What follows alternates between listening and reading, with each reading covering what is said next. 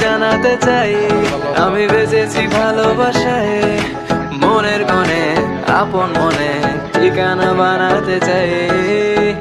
আবার আবার